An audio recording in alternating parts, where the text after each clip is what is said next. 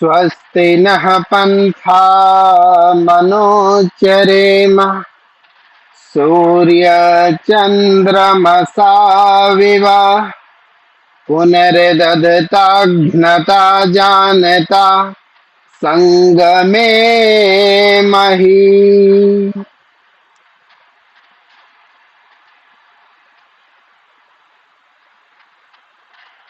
रस गंगाधर के कर्ता,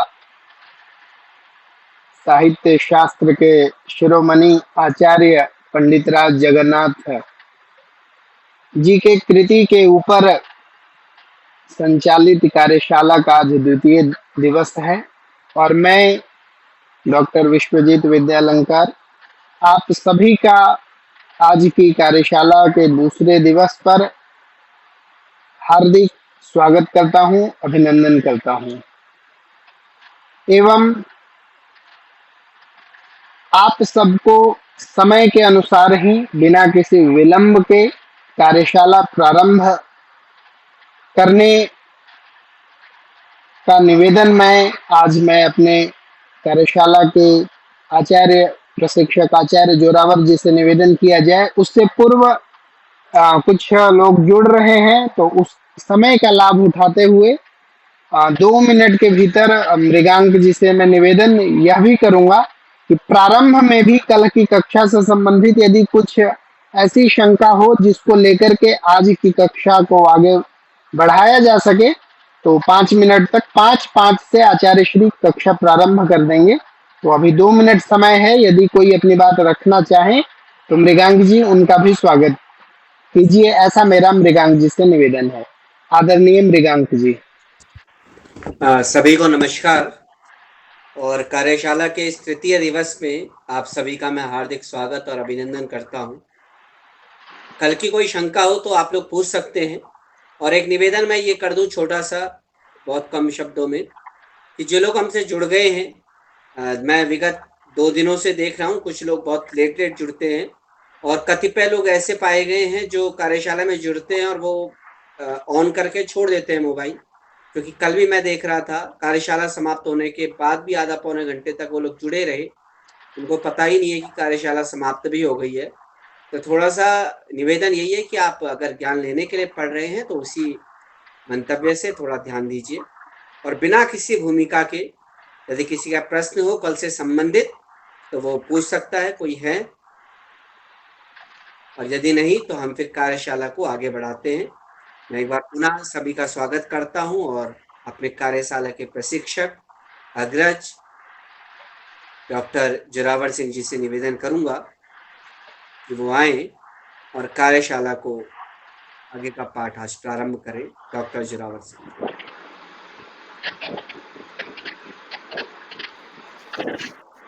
धन्यवाद मृगांक जी। आवाज आ रही है मेरी? हाँ जी। मृगांक जी मेरी आवाज आ रही है क्या? जी सर, आ रही है। जी धन्यवाद जयपाल। ओम सुविज्ञानम चिकितुषे जनाय सच्चवचसी पस्पृधाते तयोर्यत् सत्यं यतरद्रिजीयस्तदित्सोमोऽवतिहन्त्यासत्। ओम।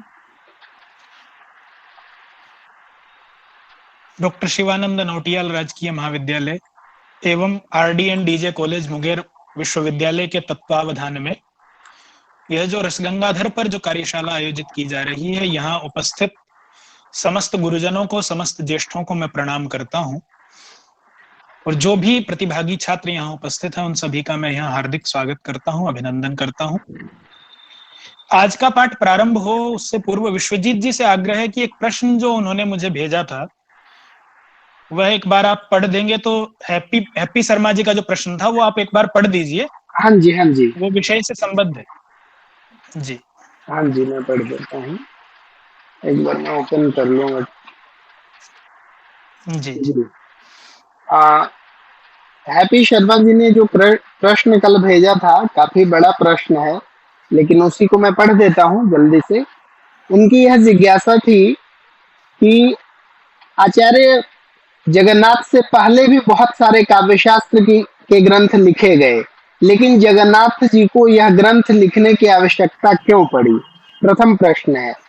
उनका द्वितीय प्रश्न यह है कि ठीक है, उन्होंने अपना ग्रंथ लिखा, लेकिन पूर्व के आचार्य, विशेष रूप से उन्होंने नाम दिया है आचार्य मम्मट और साहित्य दर्पणकार विश्वनाथ जी का, कि उन सबका खंडन किया, जबकि उन्होंने स्वयं को ध्वनि सिद्धांत के परिप्रेक्ष्य में स्थापित किया था, अथवा विश्वनाथ जी ने रस सिद्धांत को स्थापित किया था। श्रीहर्ष, जो कि नैषध चरितम के रचनाकार हैं, उन्होंने मम्मट को वाग देवता अवतार भी कहा, लेकिन फिर भी उन जैसे विद्वानों में दोष को मतलब प्रतिबिंबित किया आचार्य जगन्नाथ ने। तो ऐसा आखिर क्यों करना पड़ा जगन्नाथ जी को? और इनका जो काव्य लक्षण रहा है, इनका जो अगला प्रश्न है कि रमणीयार्थ प्रतिपादक शब्द काव्यम, तो इस प्रश्न में मम्मट, विश्वनाथ आदि के लक्षण को स्वीकार इन्होंने किया है या नहीं किया है? यदि किया है तो क्यों स्वीकार किया है? ये सारे प्रश्न थे और इनके 3 मुख्य रूप से प्रश्न थे, और इस प्रश्न को मैंने आचार्य तक प्रेषित भी कर दिया है। तो विश्वास व्यक्त करता हूँ कि पंजाब विश्वविद्यालय से इन्होंने प्रश्न भेजा है, हैप्पी शर्मा जी, तो आपकी शंकाओं का उन्मूलन करने का पूर्ण प्रयास हमारे आचार्य श्री के द्वारा किया जाएगा।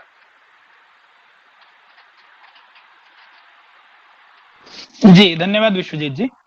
ये मैंने इसीलिए यहाँ पर पहले इसका पाठ कराया प्रश्न का, क्योंकि यहीं से हमें आज प्रारंभ करना है, हमें लक्षण से ही प्रारंभ करना है।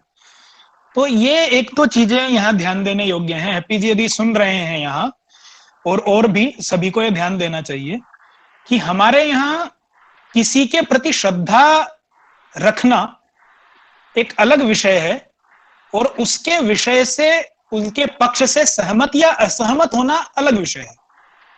मैं अपने गुरुओं के प्रति श्रद्धा रखते हुए भी उनके लक्षणों में परिष्कार करने का प्रयत्न कर सकता हूं, जैसा जगन्नाथ कर रहे हैं। वो ध्वनिवादी हैं, ध्वनिवादी आचार्यों के प्रति उनकी श्रद्धा है, लेकिन किसी के प्रति श्रद्धा होने का मतलब ये नहीं है कि उनकी सारी बातों को हम अक्षरशः मान लें। जैसा अगर आप मतलब थोड़ा सा इसको मैं एक तरह से धार्मिक ग्रंथों के, धर्मशास्त्रों की दृष्टि से यदि देखेंगे, तो जब उपनयन संस्कार होता है तो वहां पर पितृउपदेश होता है। पितृउपदेश में पिता बच्चे को यह समझाता है कि उसे गुरुकुल में कैसे रहना है। तो वहां पितृउपदेश करते हुए एक वाक्य आता है कि आचार्याधीनो भव अन्यत्र अधर्माचरणात्, कि आचार्य के अधीन आप रहना आज से, लेकिन अन्यत्र अधर्माचरणात्। यदि आचार्य कोई गलत उपदेश करे, यदि कोई अधर्म करने को कहे, तो आप आचार्य के अधीन भले ही हो, लेकिन आप गुलाम नहीं है, दास नहीं है, तो आप वहां विरोध कर सकते हैं। तो यदि आपकी बुद्धि इतनी प्रखर है कि आप अपने आचार्यों के मतों से असहमत हैं और उस असहमति को आप सिद्ध कर सकते हैं, तार्किक दृष्टि से वो असहमति आप सिद्ध कर सकते हैं, तो आपको उसका प्रदर्शन करने की स्वतंत्रता हमारी परंपरा देती है।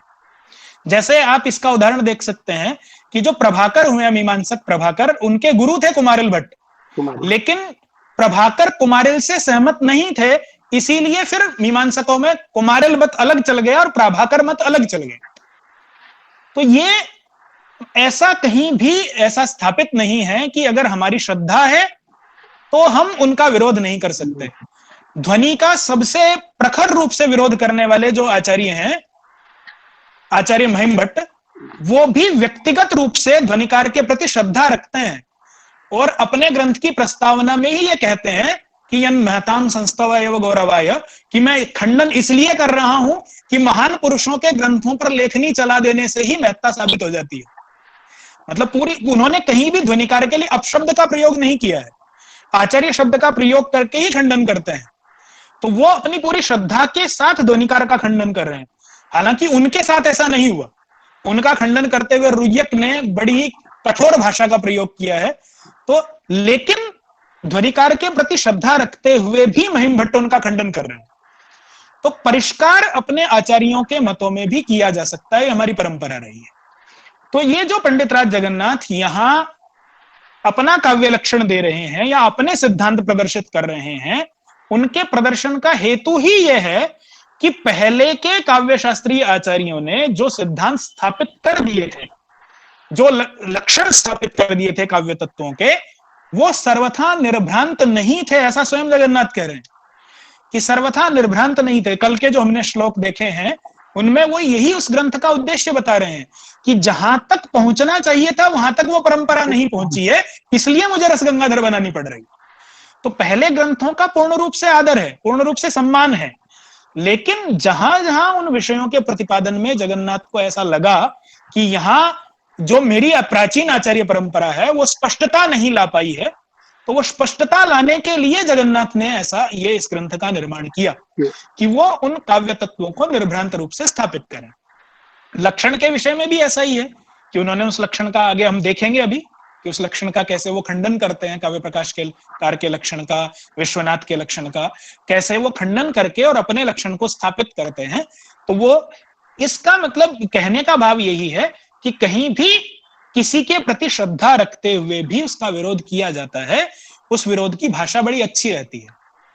अगर अश्रद्धा में विरोध किया जाए जैसा रुय्यक ने किया है तो वहां फिर अपशब्द आने लगते हैं, कठोरता आ जाती है। तो श्रद्धा पूर्वक विरोध करना चाहिए, ऐसा जगन्नाथ ने किया है। चलिए अस्तु, आज का पाठ प्रारंभ करते हैं। कल हमने जो प्रस्तावना स्थापित कर दी वहां से आगे आज ग्रंथ का, जी हैप्पी जी धन्यवाद। तो आज यहां ग्रंथ का मूल भाग एक तरह से प्रारंभ हो रहा है। अवतरणिका समाप्त हो गई है, भूमिका समाप्त हो गई है। तो सबसे पहले क्या कह रहे हैं, कहते हैं तत्र तावत काव्य लक्षण सूत्रम अवतारयति, है ना। तो वहां पहले काव्य लक्षण सूत्र की अवतारणा करते हैं, है ना। काव्य लक्षण सूत्र की भूमिका बनाते हैं कि काव्य लक्षण को आगे कहना है, तो उसकी अवतरणिका यहां बना रहे हैं, उसकी भूमिका यहां बना रहे हैं। अब बना तो रहे हैं काव्य लक्षण की भूमिका, लेकिन प्रारंभ कहां से कर रहे हैं, कहते तत्र कीर्ति परमाह्लाद गुरु राज देवता प्रसाद आदि अनेक प्रयोजनकस्य काव्यस्य व्युत्पत्तेः है। मतलब कहना काव्य लक्षण था, लेकिन कहना शुरू कर दिया काव्य प्रयोजन। तो ऐसा क्यों हुआ? तो जैसा है, पी जी ने भी अपनी जो एक प्रश्न भेजा उसमें भी उन्होंने वो पंक्ति उद्धृत की है कि प्रयोजनम अनुद्दिश्य मंदोपि न प्रवर्तते, है ना। प्रयोजन का उद्देश्य, प्रयोजन का कथन जब तक न हो जाए, प्रयोजन जब तक स्पष्ट न हो जाए, तो किसी मंद बुद्धि व्यक्ति की भी उस कार्य में प्रवृत्ति नहीं होती है। तो जो बुद्धिमान जन है, जो विद्वान जन है, उनकी प्रवृत्ति तो हो ही नहीं सकती। तो यह न्याय अर्थात नियम है कि प्रयोजन पता हो तभी वहां व्यक्ति प्रवृत्त होता है। जब उसे पता है कि इसका फल क्या है, तो काव्य का फल क्या है, जब एक अच्छा फल उसे दिखेगा, जब उसे पता चलेगा कि टाइड से कपड़े धोने पे एक अलग तरह की सफेदी आती है, तो तभी वो टाइड खरीदने जाएगा। तो ये जो एडवर्टाइजमेंट में एक अलग लाइन दिखाई जाती है कि अलग तरह की सफेदी लाता है टाइड, जो दूसरे डिटर्जेंट पाउडर नहीं लाते हैं, तो वो प्रयोजन है। तो वही प्रयोजन यहां बता के फिर काव्य लक्षण करेंगे, क्योंकि जब तक यही नहीं पता कि इससे क्या मिलना है, तब तक कोई क्यों आए काव्य पढ़ने, क्यों आए काव्य की समालोचना पढ़ने, काव्य शास्त्र पढ़ने। और जो प्रयोजन काव्य का है वही काव्य शास्त्र का भी है, ऐसा आचार्य मानते हैं। तो जो काव्य का प्रयोजन है वही काव्य शास्त्र का प्रयोजन है, क्योंकि काव्य शास्त्र भी काव्य की आलोचना का ही ग्रंथ है। तो काव्य तत्वों की आलोचना करने से क्या फल मिलेगा, तो जो फल काव्य का होगा वही मिलेगा, तो काव्य का फल कहते हैं। अब काव्य का फल यहां बड़े संक्षेप में कह गए हैं आचार्य, है ना। क्या कह दिया, कीर्ति परमाह्लाद गुरु राज देवतादि प्रसाद, है ना। तो अगर संख्या की दृष्टि से देखें तो केवल 3 प्रयोजन कह दिए कि एक तो कीर्ति मिलेगी, एक तो यश मिलेगा, एक परमाह्लाद, जिसकी आगे चर्चा वो पूरे रमणीयार्थ शब्द की व्याख्या में करेंगे कि वो परमाह्लाद क्या है, जिसे मम्मट सद्यः पर निर्वृत्ति कहते हैं, है ना। सद्यः पर निर्वृत्ति जो है कि वो दूसरे शब्दों से हट करके, दूसरे विषयों से हट करके, और ऐसे उस लोकोत्तर आनंद में खो जाना, उस परम आह्लाद में खो जाना, जिसे ब्रह्मानंद, है ना, ब्रह्मानंदास्वाद सहोदर कहा गया है कि जो ब्रह्मानंद का सहोदर है ना। तो वैसा जो आस्वाद है, जो आह्लाद है, उसको यहाँ पे प्रयोजन कहा, उसकी प्राप्ति प्रयोजन है। और तीसरा क्या कहा, गुरु राज देवतादि प्रसाद, उनकी प्रसन्नता, गुरुओं की प्रसन्नता। बड़े लोग प्रसन्न होते हैं जब कोई व्यक्ति अच्छा काव्य करता है, राजा प्रसन्न होते हैं। पहले तो राज दरबारों में राजकवि होते थे, आजकल भी हैं, बहुत सारे लोग स्तुति में काव्य लिखते हैं आजकल के नेताओं की, या कि जो भी जिस समय राजा रहता है तो उस राजा की प्रसन्नता होती है। और देवता विषयक काव्यों से देवताओं की प्रसन्नता, जैसे सूर्य सप्तम आदि, गंगा लहरी आदि अनेक काव्य जो देवताओं की स्तुतियों में लिखे गए हैं, लक्ष्मी स्तुति, है ना। तो जो भी स्तोत्र काव्य होते हैं उनका फल क्या है, देवता प्रसाद है। तो यहाँ पर सिर्फ 3 प्रयोजन कहे। और पहले की आचार्य परंपरा को हम देखें तो आप सब जानते हैं, साहित्य शास्त्र के विद्यार्थी हैं, मम्मट जो प्रयोजन कहते हैं, भामह जो प्रयोजन कहते हैं, भरत जो प्रयोजन कहते हैं, वो अनेक प्रकार के प्रयोजन, विश्वनाथ तो चतुर्वर्ग फल प्राप्ति तक की बात करते हैं, है ना।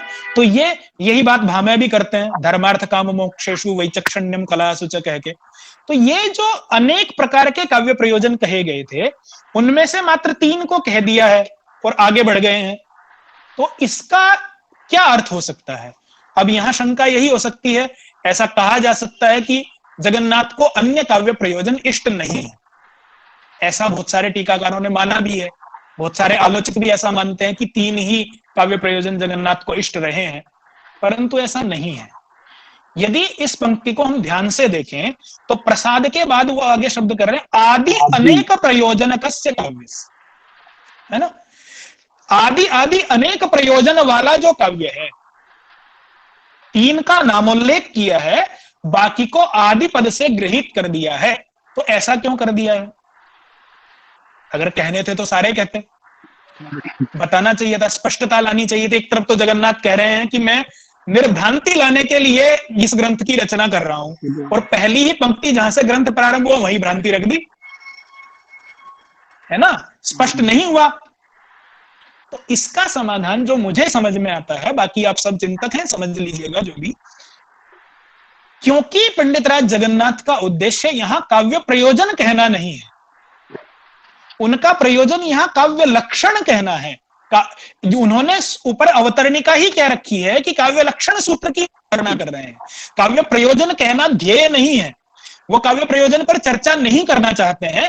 आदि अनेक प्रयोजन कस्य कह करके उन्होंने सारे प्रयोजन मान लिए हैं, पिछली परंपरा के सारे प्रयोजन जो जो आचार्यों ने कहे हैं वो सब मान लिए हैं। वहां कुछ उन्हें विशेष नहीं कहना है, किसी प्रयोजन का खंडन नहीं करना है, किसी प्रयोजन का मंडन नहीं करना है, उस पर कोई विशेष चर्चा नहीं करनी है। तो आदि अनेक प्रयोजन कस्य काव्यस्य ऐसा कह के पिछली आचार्य परंपरा के सारे प्रयोजनों को स्वीकार करते हुए ग्रंथ विस्तार भय से, कि अगर अनावश्यक चर्चाएं की जाएंगी तो ग्रंथ का कलेवर और बढ़ जाएगा, पहले ही बहुत दुरूह और बहुत विस्तृत माना जाता है, तो और कलेवर ना बढ़ जाए, इस भय से वो सीधा जहां चर्चा करना चाहते हैं वहां जा रहे हैं, जहां उन्हें कुछ विशेष कहने की इच्छा है वहां वो बढ़ रहे हैं। तो मेरी दृष्टि में ये समाधान है, बाकी आप सब भी अपनी टिप्पणियां बाद में अवश्य दीजिएगा। मुझे ऐसा लगा कि वो पिछली आचार्य परंपरा के सारे प्रयोजनों को स्वीकार कर रहे हैं और आगे बढ़ गए हैं। तो क्या कह रहे हैं कि तत्र, इस विषय में, कीर्ति परम आह्लाद, वो लोकोत्तर आह्लाद, गुरु राजा देवतादि, राजा और देवता आदि की जो प्रसन्नता है, इस रूप में, है ना, ऐसे ऐसे अनेक प्रयोजन रूप वाला जो काव्य है, उस काव्य की व्युत्पत्ति है। उसकी व्युत्पत्ति में, व्युत्पत्ति क्या है? उसकी व्युत्पत्ति क्या है? व्युत्पत्ति है विशिष्ट ज्ञान, उस काव्य का विशिष्ट ज्ञान। और विशिष्ट ज्ञान का मतलब क्या है? उसके स्वरूप का ठीक ठीक यथोचित ज्ञान, उसके स्वरूप में जितने विशेषण प्रयोग किए जाते हैं उन सारे विशेषणों का, यानी गुण है, अलंकार है, अन्य जो भी काव्य तत्व है, उन सा रस है ना, तो ध्वनि है,